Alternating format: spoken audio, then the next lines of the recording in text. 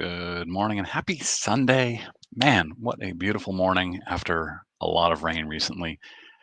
I am Mike. This is my weekly, every Sunday morning, Clearing the Bases episode where I cover all the news from the past week, all the interesting things, all the cool cards, all the auctions and stuff like that I didn't have time to fit into their own video. So I just do quick hitters. This is a big one. There are a lot of items in there. There's no major theme this week. We're going to start again with bad autographs, Frank Gore Jr. this time. Uh, just because it's more of a story and it's getting a lot of talk in the hobby. Um, as always, throw some comments in at the bottom if you have any thoughts. I appreciate you guys, and let's get started. All right, hang on one second. We'll get to that in a moment.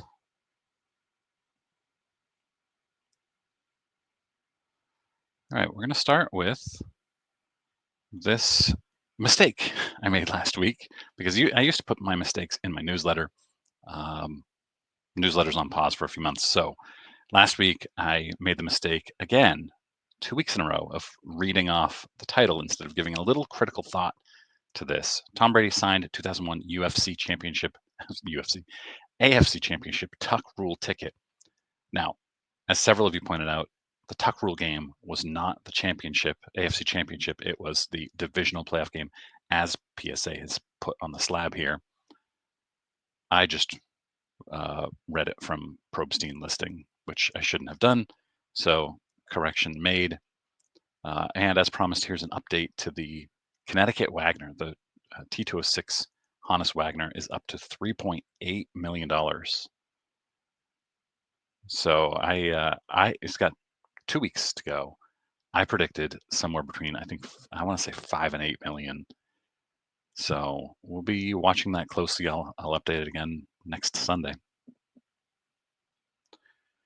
All right, Frank Gore, man, I can't even talk this morning. Frank Gore Jr., as you can see here, signed this Panini card with a decent autograph. It's not great, but it's good. And lately has been signing with just his initials, FGJ, and people are up in arms over it. And it's fun because Sports Collectors Daily just wrote an article that said, "Is it time?" It was a op-ed basically. Is it time to give up on our addiction to pack pulled autographs or something like that? And the answer is yes.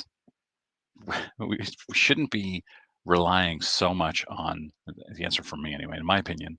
We shouldn't be chasing so many of these autographs where there are millions of them out there. And if you like the player, great. But so many people are thinking that these are good investments when it's largely proven that they're not for almost every player. So Frank Gore Jr. And this per Nestor the card suggester says he confirms his tops autos are fake. I think that the better word would be claims his tops autos are fake. Is in this video here where his teammates are making fun of him. They're making fun of him for his terrible autographs, and he says, "No, no, no, no, those are fake." And I think he's embarrassed, and uh, he's just clowning, I guess, as the kids say, because it's been this way for a long time. FGJ, in fact, on a Sage card, I don't even know what Sage is. He signed it the same way. So he should be embarrassed. And Collect did an article about it. Ben Burrows of Collect, great writer, writes, Frank Gore has likely signed the basic FGJ hundreds, if not thousands of times. He knows exactly what he's doing when he does it. He just doesn't care. That's right. That's right. So it's, I said this last week. I don't even remember who the topic was last week. It doesn't matter. They're getting paid a lot of money to sign these autographs, and they're putting no effort into it, and it's disappointing.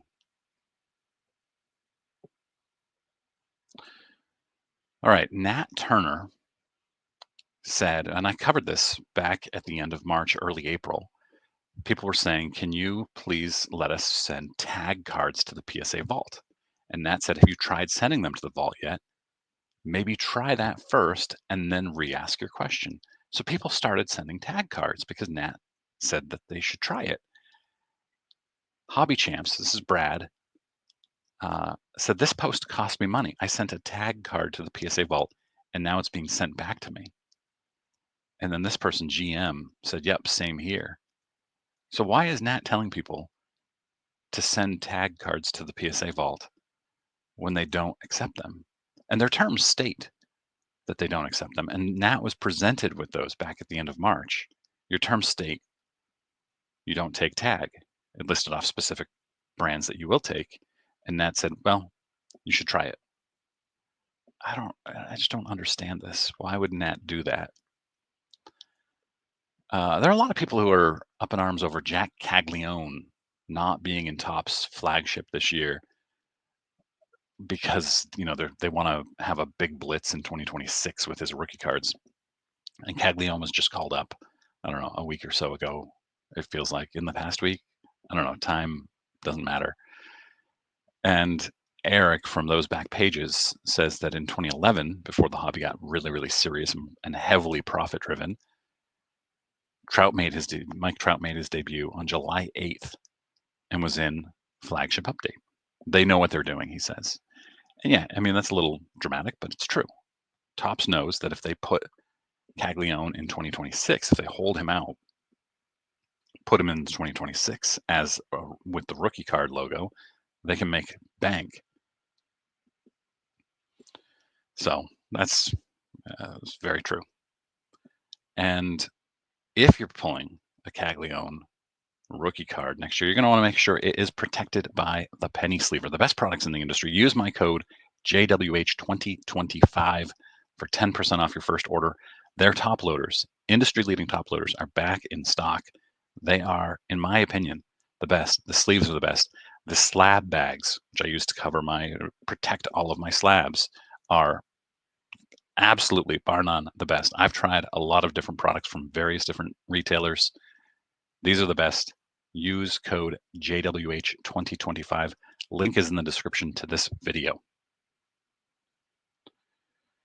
All right, this guy A-Train, I don't know who this is, but Dub Mentality was talking about how he bought some cards and he made his money back on this John Olerud card. And this person said, LOL, that card is worthless. He was a good player, but collectors today frown upon junk wax unless it's a gem mint 10 big name rookie card like Griffey's 89 upper deck. And it's an appalling take. It seems crazy to even think that any card that doesn't have monetary value is worthless. And he says collectors today frown upon junk wax. I am a collector today, and I love junk wax. The bulk of my collection is made up of junk wax. Now, is it worth a lot of money? No, but I still love it. I don't frown upon it. I love it. I don't have this John Olerud, but I would love to have this John Olerud. I might go out and buy it now. So I'm curious for your thoughts on junk wax. Do you frown upon junk wax unless it's a gem mint 10 big name rookie? I certainly don't. We knew this already. This is MLB award winners. So last year's MVPs are Shohei and Judge, and they're wearing gold Logo Man patches on their jerseys. We knew this, but I hadn't seen an actual picture of them in action. There they are. Both guys having amazing seasons. With Judge going up against the Red Sox this weekend, I thought for sure he would climb back over 400, but somehow the Boston Red Sox silenced him last night. He went 0 for 4. And now the Red Sox are stealing signs, stealing pitches, and still somehow are 4 or 5 games under 500. I don't understand. More autographs. This is Brooks Brannan of the Red Sox. Had a reasonable autograph here, but then got sloppy and just initials. But at least they're in cursive, I guess. I don't know. Yeah, and the penny sleever actually over here says, "Who among us hasn't whiled away the hours in study hall, trying out different signatures on the back of our three-ring binders, preparing for the day we became famous?" Yeah. This guy says that he flipped a PSA 5 into a 10, and I, I definitely believe it. I don't know how this happens. It's got to be a mistake by one of the two graders, but I also don't know why you would spend the money on this card to grade twice. We'll get more into this type of thing in a few minutes. Uh, Maybe this was during the pandemic and cards were outrageously priced, and a 10 was really valuable. Pokemon. I don't know. I literally know nothing about Pokemon. Charizard is good. I don't know. That's about all I can say. But I keep hearing Pokemon is taking over card shows. My friends, I think it was Steve, just sent me a message yesterday about a local card show. I think it was in Yarmouth, Maine, yesterday, and he said it's now a lot of Pokemon. It is all over the place, and I keep hearing people saying Pokemon's the place to be. Long-term investments, Pokemon, and I've got to say, it feels to me. And again, I'm not an expert, so don't take this as expert testimony. It feels to me like Pokemon is where sports cards were 5 years ago. Look at how many cards are being graded. It just feels like it's blowing up. This is PSA last 30 days, almost a million TCG cards. And I know these aren't all Pokemon, but it's driven by Pokemon. And the rest of them, the other sports, don't even add up to half of TCG. It's getting big.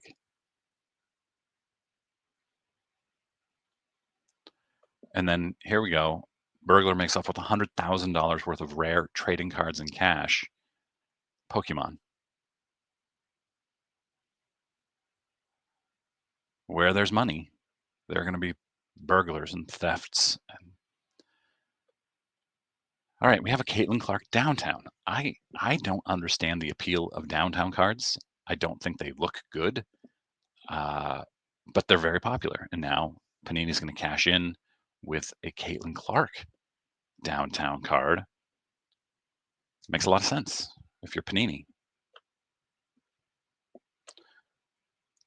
Man pleads guilty to attempted felonious assault for argument over sports cards. So this guy, somebody showed up. A guy went to somebody's house. So pretend this is well, a dealer apparently was going to buy cards or a collection from a guy, and he went to his house. And while looking through them, he said, "I think some of these are fake." And he wanted to give them back to the guy, and the guy refused to take them. And he punched the guy claiming his cards were fake in the face. And the guy had to drive himself to the emergency room where he was told the punch damaged his eye and he needed to see a specialist. Steven Zatello is the puncher. Yikes. Sports cards aren't that serious, you guys. Back in 2022, Darren Rovell tweeted, this is December 17th, 2022, the vest that Matthew Broderick wore in Ferris Bueller was just sold for $143,750. First of all, before I get into this, Ferris Bueller, top 10 movie of all time. And I was telling my 15-year-old yesterday, I was listing off like my favorite movies of all time, and I forgot about Ferris Bueller, but this is definitely up there. Shawshank, Goonies, Indiana Jones 3, Ferris Bueller, right up there. But Darren does not mention anything about who bought it here, which in retrospect I find interesting because it turns out he bought it. And he has no obligation to say he bought it. I just found it interesting that 2.5 years later, he's selling it. And so here's the auction. It has a reserve apparently, and it's currently at $130,000. And I don't know. I tried figuring out. I don't have a Sotheby's account.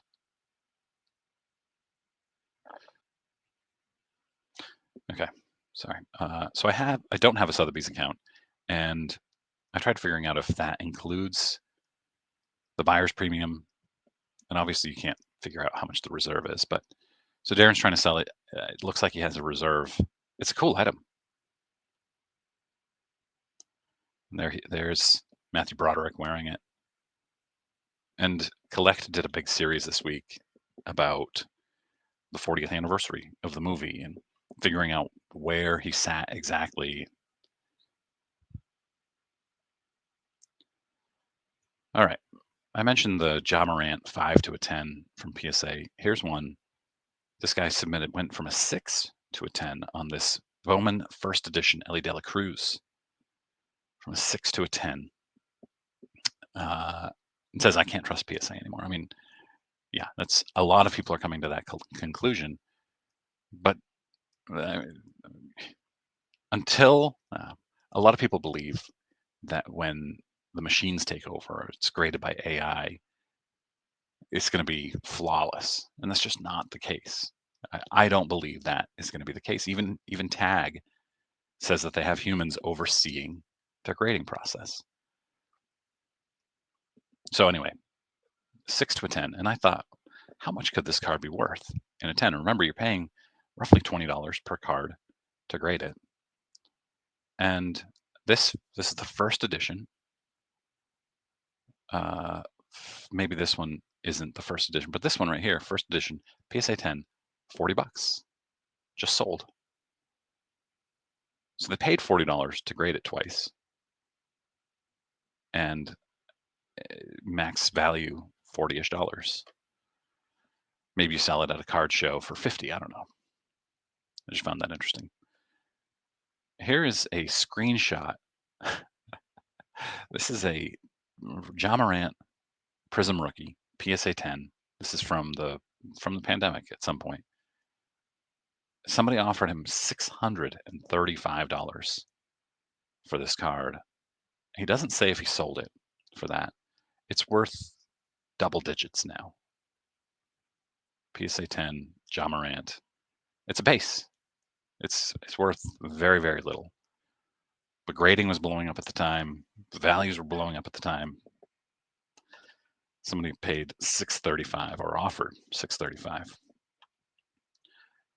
I thought this was neat. This is, you know what? This is Anthony Edwards. I don't know what this is. Donruss Elite. All PSA 10s. The Edwards. Yeah, I mean, I'm thinking about. I had something else set up for this thing here, so sorry. I just thought it was cool. Monthly sales volume. This is Card Ladder sales volume, showing, I guess, the entire industry is at the second highest month ever, behind 2 months before. $278 million. It's pretty big. Walter Payton rookie card in a PSA 10. I want to put this up here. Does this look like a 10 to you? How's that centering, top to bottom? I guess it's 55.45 maybe. Currently at $34,000. You don't see as actually it should show me what the population is. Fewer than 0.5%, and they don't say how many there are. I could look it up, but it doesn't matter. Fewer than 0.5% of them are a 10. So that's pretty cool. Here's a Mickey Mantle MLB debut ticket in a PSA 1. Sold for, where did it go? $42,000. That's pretty cool. I like these unique items that are kind of historical. And we've talked a lot about, here we go with bad autographs again. Lionel Messi, apparently, allegedly, his brother maybe or cousin is signing autographs for him, and Topps has been putting them in packs, and PSA won't authenticate them. And now Topps is remaking his cards and having him autograph them again after their investigation.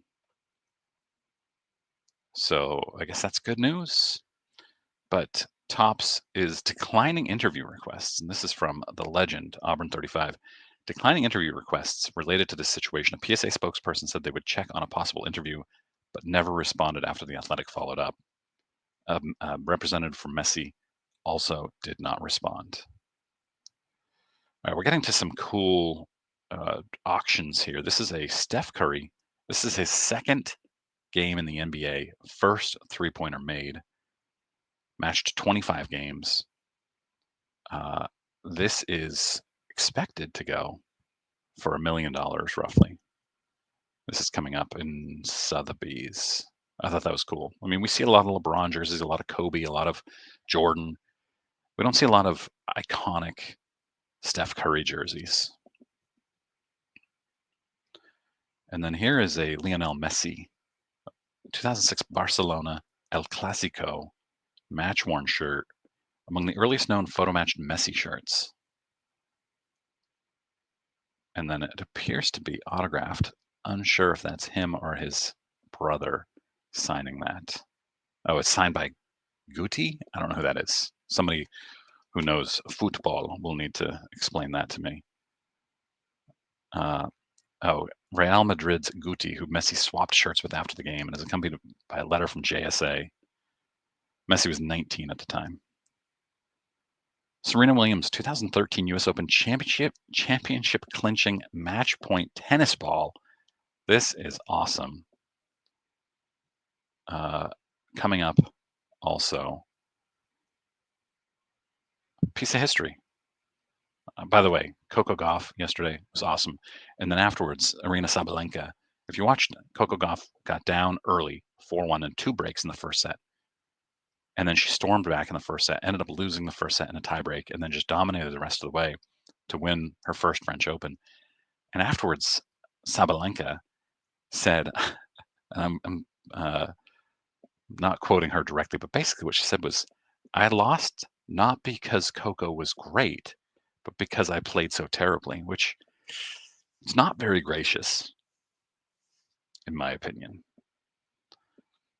All right, we have Wayne Gretzky, 1988 Stanley Cup Finals, Edmonton Oilers, game-used gloves. This was his last game with the Oilers before being traded to the Kings, and his last Stanley Cup. Currently at $110,000. Also, apparently with a reserve. All right, coming up in Heritage are this 1933 Sport Kings Red Grange, Ty Cobb, and Babe Ruth. Some big boy cards with big grades. So I'll be following those. I'll be updating those. It's in the summer card auction, whenever that is. All right, I'm not a Linkin Park fan, but I love seeing that Topps now is doing music cards. Chase the autographs and performance-used relics. I wish they weren't Topps now.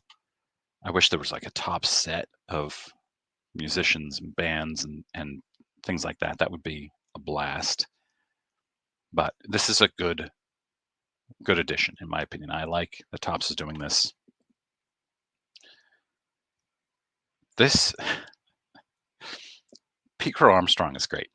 He's leading the league in WAR, which is not going to increase values of cards. What increases values of cards is awards and stories and exciting play, and leading the league in WAR is great, but he's got to win. He's got to do more. And this is $32,000. This draft red refractor, first Bowman autograph, sold for $32,000. Corbin Carroll, his sold for $17,500. Speaking of which, we have Jac Caglianone, first prospect blue refractor auto, number to 150, sold for $2,300. Freddie Freeman, same thing, from 2009, sold for $1,400. Freddie Freeman is a very likely Hall of Famer. It feels like the chances of him going into the Hall of Fame are above 70 or 80%. And his I think Caglianone would love to have a Freddie Freeman type career, and his cards are 50% more. This one card, anyway. That's prospecting, and eventually that card, in all likelihood, is going to find itself going down, down, down. All right.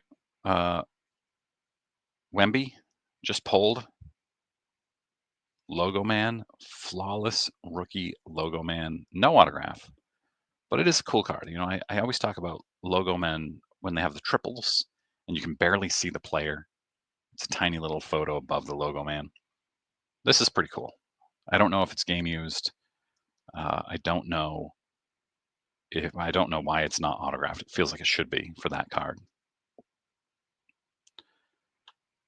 All right, and then we have this is a numbered 0 of 99, and Panini. He reached out to Panini, and they are telling him that this would be considered a rare error card, supposedly from Panini. They're asking for it back.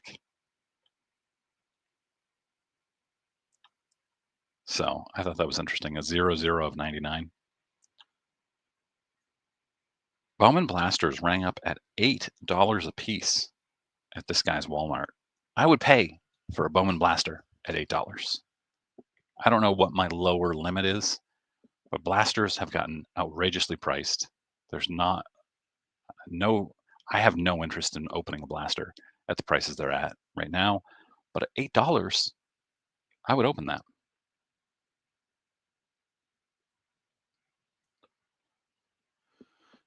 This is Morehouse Baking. I did a Attic Find Friday, uh, Attic Find Friday on Morehouse Baking cards. This is the Jim Thorpe, also with a canceled stamp on the back, coming up in their summer auction. PSA 1 looks really nice. Looks like it's got some creases through it, but otherwise, great centering. This is not something I would be interested in, but it's cool. Like I always say, I would not collect this, but when somebody else does, I respect it. I enjoy it. This person has all of these anime 1955 Bowman baseball cards. It's cool. It's got uh, trying to think of what I was going to say. I'm just, like I said, my brain's broken. This is a neat little collection. This Paul Skeens card I've seen all over the place. I had to conclude it. Said that he hit 170 home runs last year, which would be a record. 29 triples, 31 doubles. What a great hitter. I didn't even know. Average of 1.96. Pretty good. And he hit all those home runs, 170 home runs in just 133 at bats. Crazy. And people are saying, bro, that's a rare error card. You got to get it graded and sell it. It's probably not rare at all. It's probably an uncorrected error. Oh, we're back to autographs. This is getting exhausting, and I'm going to move away from autographs for next week because it's the same thing over and over again. Here's Chase Davis. A lot of people are upset about this. He signed this for a kid at a game, and there's his autograph. And that's the thing that bothers me. Is that a real autograph? It's just a scribble. It's nothing. But then most people are upset because he wrote "no sell" on it. Like, you're signing it for a little kid. Do you need to write "no sell" on it? I don't have a big problem with that. I think that kind of adds to the unique story of the card. No sell. I just wish the autograph had been better. All right, now we're getting to the amazing cards portion of this.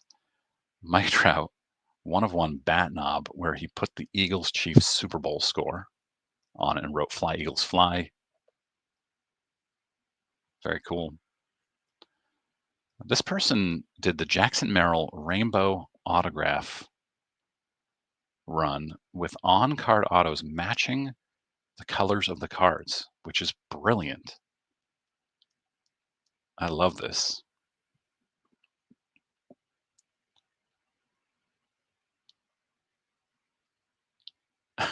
Look at how good that looks. I know I'm going to get a lot of comments saying that looks terrible. I think it looks great.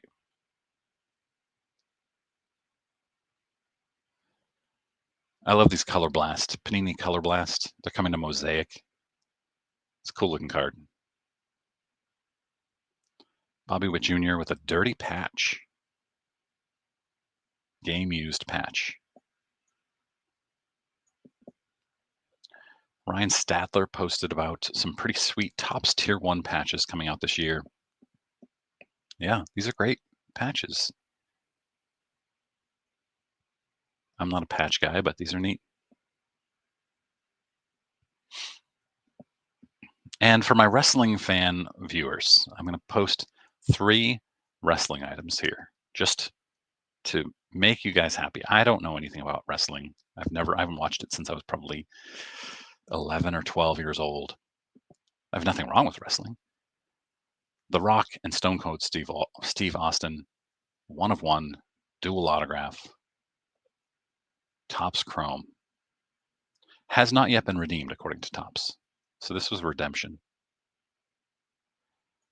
And then this PSA 9 Hulk Hogan rookie card, 1982 wrestling, currently at $104,000. WrestleMania 1 ticket stub. Hulk Hogan and Mr. T defeat Piper. I think people are going to laugh at me. Something Roddy Piper or something. I don't remember. It's been so long. Wrestling has never been a part of my life. So first ticket. Currently at $3,700. Craig Sager, former NBA announcer, sideline announcer who wore the crazy suits all the time. Stacy Sager, his wife, posted on, or I guess this is via Collect.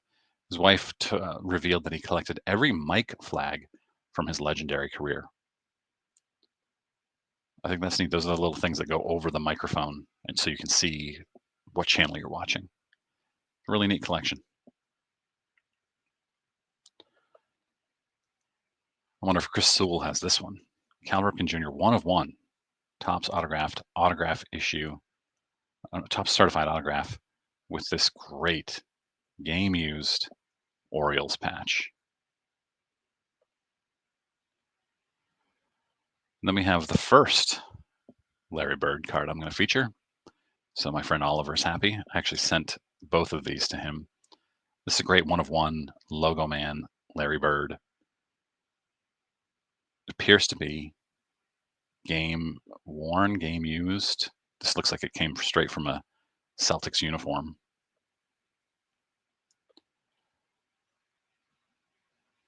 This one, though, with Larry Bird laces. This is pretty sick. 1 of 1. Game used. Amazing.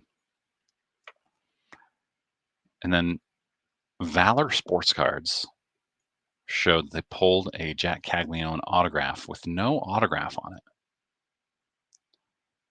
But somehow, within a day, met up with Jac Caglianone and he signed it. I don't know how that happens, but good for them. And he wrote, "My bad," in the inscription, 1 of 1. So that's cool. I'm just going to read this. It's really funny. This guy posts, "No hate, but I swear tobacco card collectors be like, you haven't heard of Duffy Stubbs McCorkle? He once went 10 for 37 in a 33-inning game in which he pitched 15 innings of no-hit ball. The manager moved him to right field in the 23rd because his hands fell off. They lost 1-0. I sent that to a few tobacco card collector friends and YouTubers, and they were like, "Yeah, that's true." Last but not least, last week, this person, CP Carey 1225, commented that he just watched the Lewis Taint Jeff Wilson video, and the Lewis Taint parts had been edited out. And I thought that cannot be real. but it is. And here's the clip, 7-second clip at the end, and there's more of it, but this is the big one where Jeff has edited out him saying Lewis Taint. In fact, he edited out the end of part of it altogether. I'm going to play it. I hope the sound goes through.